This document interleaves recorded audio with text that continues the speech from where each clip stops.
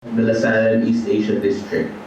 And I would like to hear your story in relation to that topic, the Brothers as Prophets, your experience in the bamboo school, especially when you were starting the bamboo school, some of the challenges that you experienced, and how can you relate that experience of establishing the bamboo school, running the bamboo school as being a work of a prophet, basically. Well, to speak of the bamboo school as a witness to a prophecy, to a prophet is a bit too much. I take it as is a simple work animated by the Spirit of God. First of all, the background to it is very important. The background to the bamboo school comes from the fact that the brothers in Thailand were aware that we wanted to have a special work directly to the poor.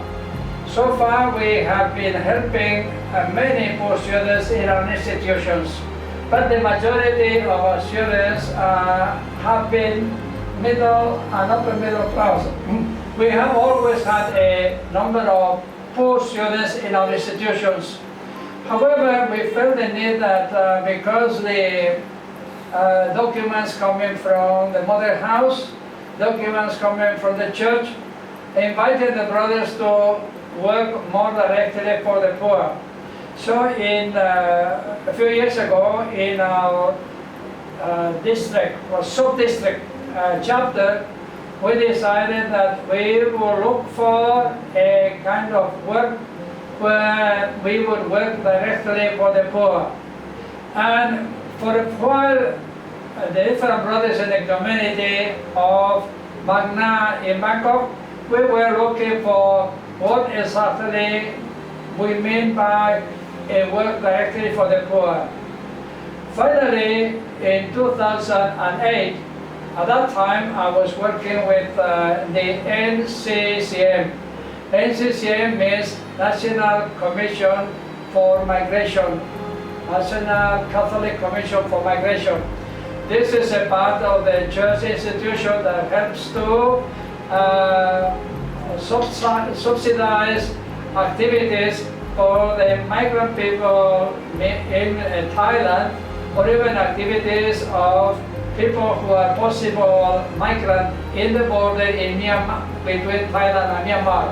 So I was working with the NCCM when I was invited to go to the area that we call the Three Pagodas Pass.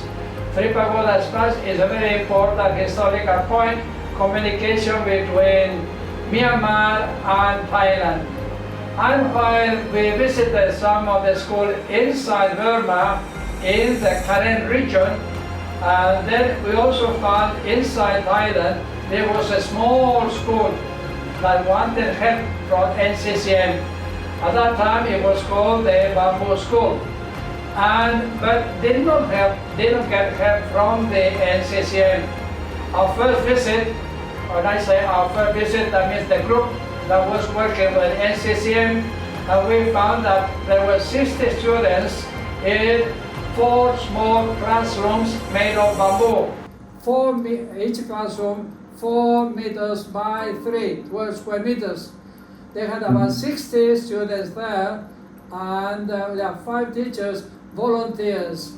From January 2008 to August 2008, these 5 teachers were giving free lessons to a group of students without getting any salary.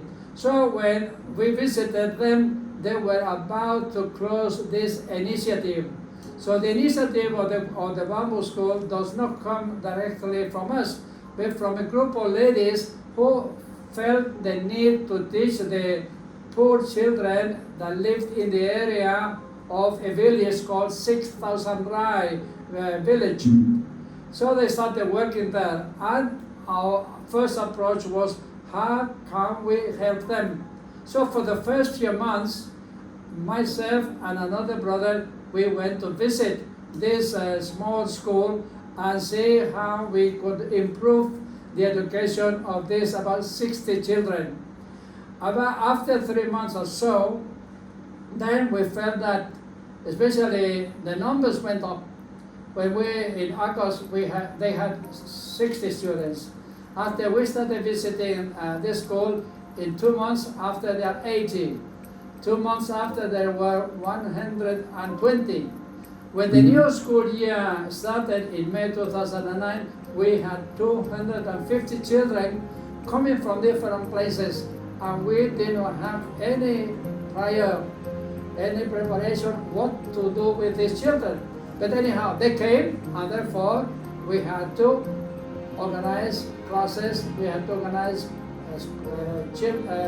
classroom, food, and it is at that time in 2009 that the sector of Thailand decided that this is a work that we were looking for, and therefore we proposed to the teachers that if they wanted, because it was their work, we the brothers would be very happy to assume full responsibility of the work. Full responsibility means academic achievement and also financial responsibility. And it is since then that we have been involved with with the Bamboo School. Okay, brother, can you share to us some of your experience? I remember you mentioned before that there were like children being sold to illegal human traffickers, and you would buy them for them to be able to go to school.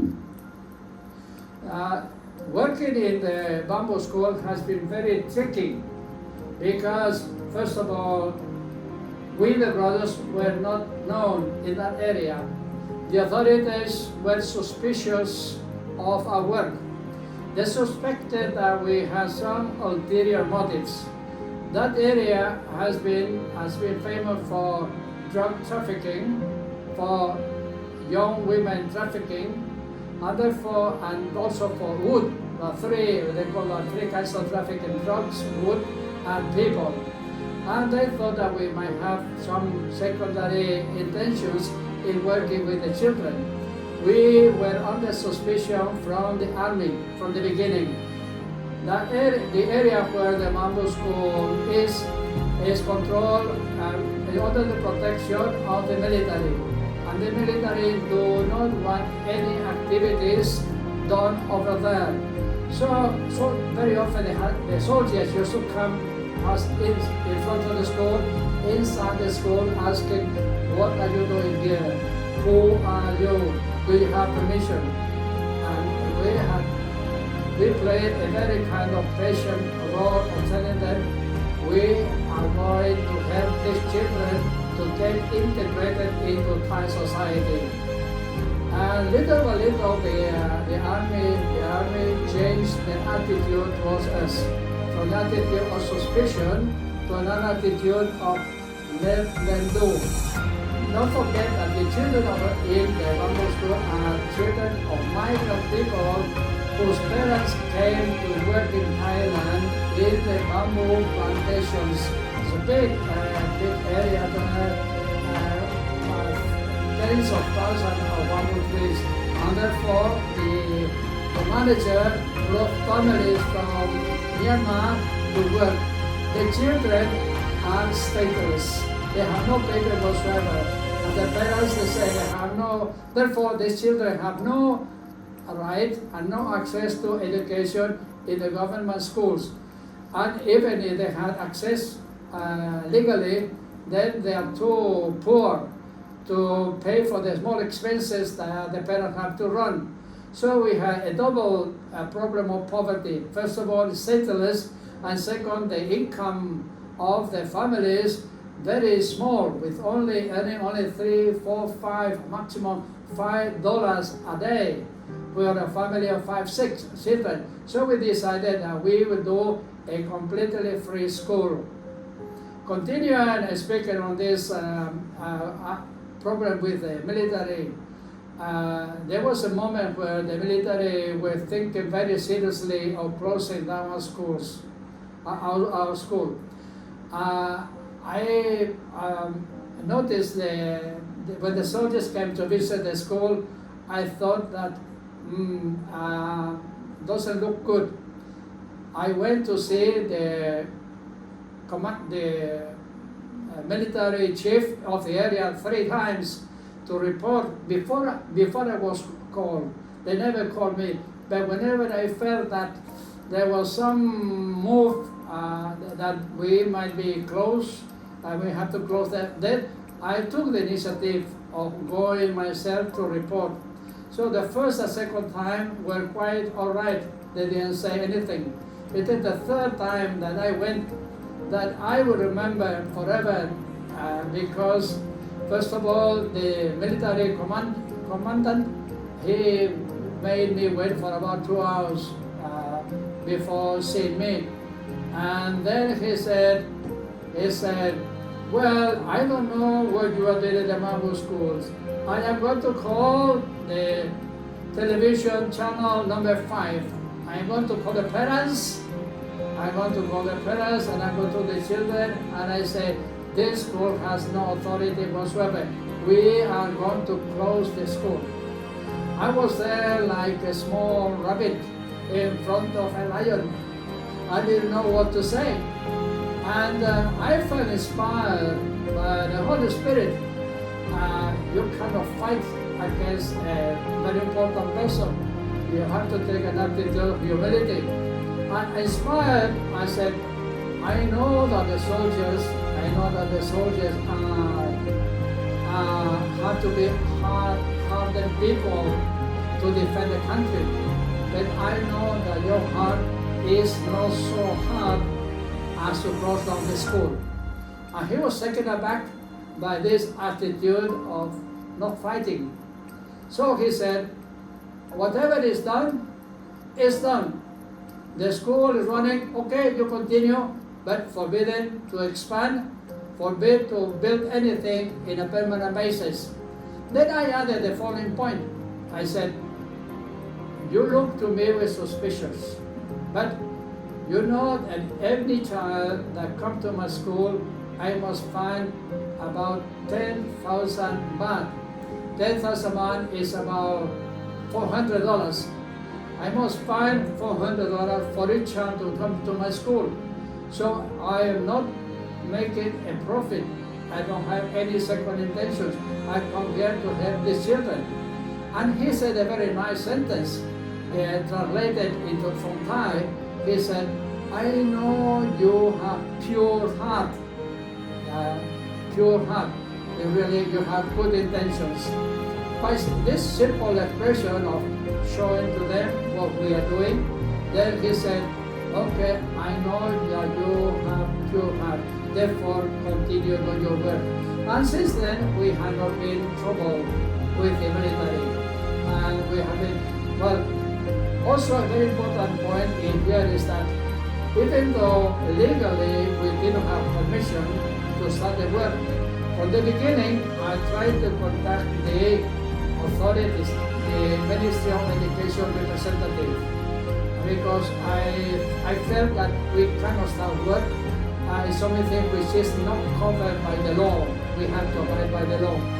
But there are certain situations where the law has not reached yet. You have to go beyond the law, not against the law, but beyond the law. And this is a situation where the regulations in Thailand have not reached there where that kind of work is covered by the law. But anyhow, I went to the local educational authorities and I told them, this is what we are doing. Can you come and help us to see how we can improve and how we can be legally recognized? Well, they sent inspectors twice. They took notes how many children, where are they, who are they. They took notes and then they went back. But the regulations of the Ministry of Education at that time did not cover this type of education. Therefore, they did not say anything. They did not write anything. They did not say yes or no. But at least I felt safe that I had done my job by applying to them. It's only about after 10 years or so that regulations appeared where this type of institution are covered by the law. And now the Bamboo School is covered by the law. So this is an idea that very often we see a situation. We try to work within the law, and the law is not covered. So an attitude can be, we stop, finish. The attitude is, okay, we are going to go beyond the law, not against the law. Therefore, we look for permission from the authorities. And the authorities have been very good. They go by the book. They go by the book. If the regulations cover this type of situation, okay. If not, well, they wait, see what is going to happen, until finally they change the regulations to allow for this type of institution. I don't know, I'm too long speaking, but it's very important to... Last, maybe not a question, but can you share to the resident aspirants like a final message, basically, inspiring them to, like a last words of inspiration to the team Brothers as Prophets? Saint John Salle had very clear ideas of what he wanted the Salle Brothers to be. He wanted them to be Christian educators of the poor. The two ideas must be always together: Christian education and announcing the gospel to the poor. We cannot say that we are going to work for the rich. We are going to say we work for the poor. We have to announce the gospel, and we have to announce the gospel, especially for the poor. In his life, St. John Baptist Salle, most of the schools that he established were completely free. Now, because of the different countries have different laws, different regulations, this desire of every brother to work for the poor might be diminished because of political situation. But this desire of announcing the gospel to the poor, I think is at the basis, at the heart of a mission. Any aspirant who is thinking to be a brother, I think has to be very clear right from the beginning. Right from the beginning, that we are going to work, not just education, any kind of education. We are going to announce the gospel through education, mainly to poor children. That's my advice I would give anybody who is considering becoming a brother. Okay, thank you very much. I hope you. Okay, bye-bye. Thank you, brother. Thank you. สวัสดีครับ สวัสดีครับ